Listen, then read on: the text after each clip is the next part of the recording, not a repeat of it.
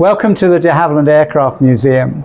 The museum is dedicated to the work of the company that was founded by this man here, Geoffrey de Havilland.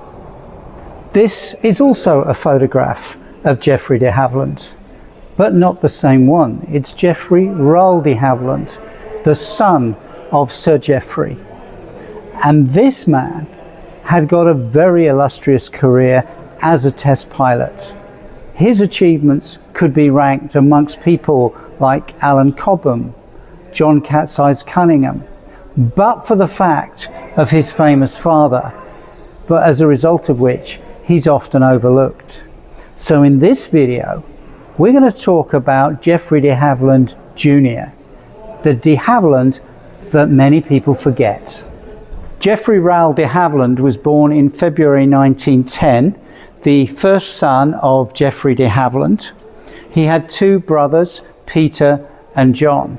And during his career, Geoffrey de Havilland became a famous test pilot in his own right. Geoffrey de Havilland Jr.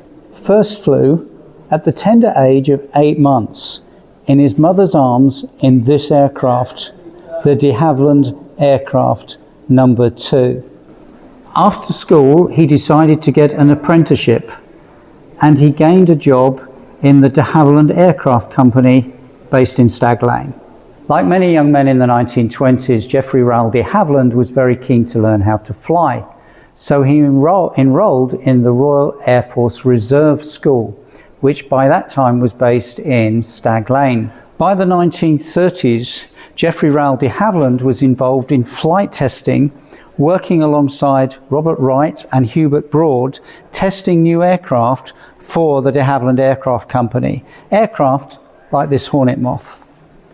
Tragically, on the 1st of October 1937, Robert Wright was killed in this aircraft, the TK-4 experimental plane.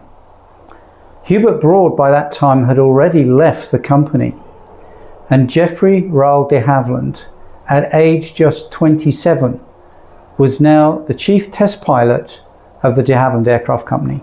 So following the death of Robert Wright, one of Geoffrey de Havilland Jr.'s first tasks was to continue with the flight testing for this aeroplane, the DH-91 Albatross.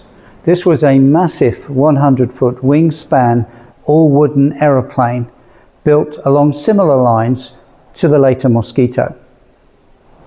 Once he'd completed work on the Albatross, Geoffrey de Havilland took responsibility for flight testing the DH-95 Flamingo.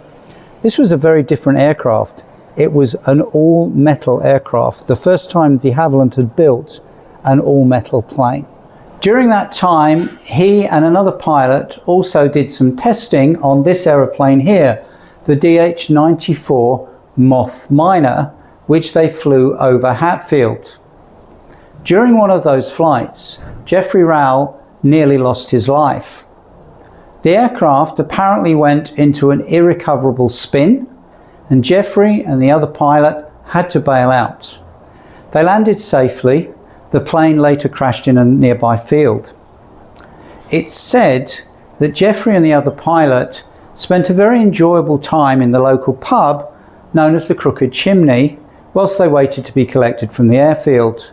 In fact, that pub is still there. And the other pilot?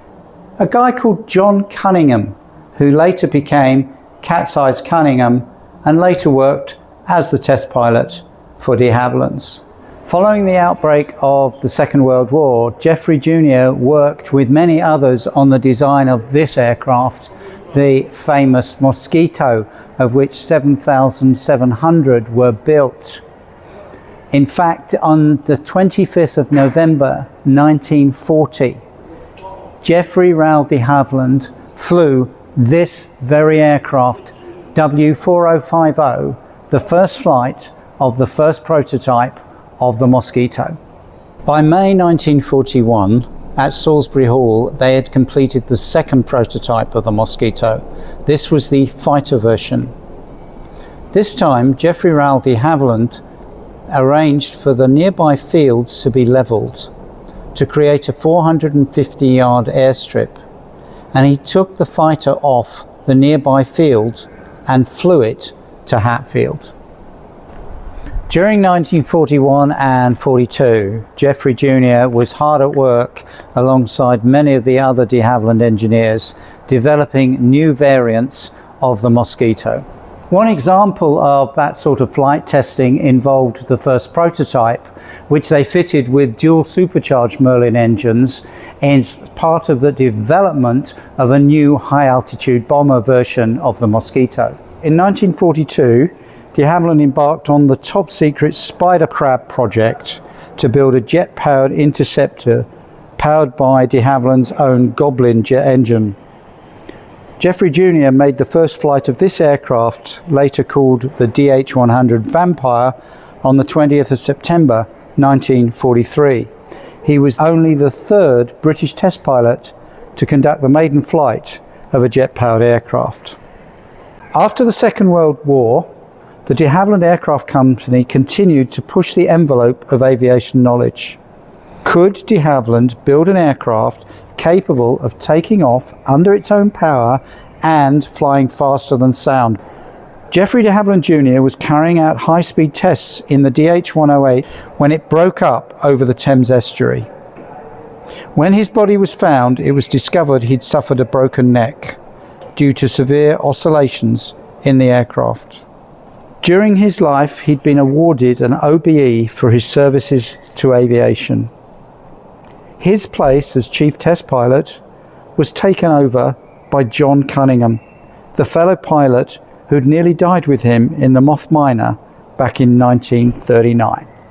I think Geoffrey Raoul de Havilland is worthy of recognition in his own right, albeit he's often overshadowed by his more famous father.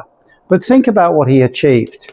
He started out at aviation from a very young age, became one of the youngest chief test pilots at the age of only 27. He flew everything from a fabric Moth Miner up to the DH-108 supersonic Swallow. He was awarded an OBE for services to aviation. But for his father, I think he deserves much more recognition. We hope you've enjoyed this video about one of the unsung heroes of the aviation industry. If you've enjoyed this video, please share it, please like, and do subscribe so that you can pick up other videos of this nature further on. And check out our website, check out our opening times, and come and visit us, where you can see some of the aircraft associated with Geoffrey de Havilland and Geoffrey Raoul de Havilland, Geoffrey de Havilland Jr. OBE. See you at the museum.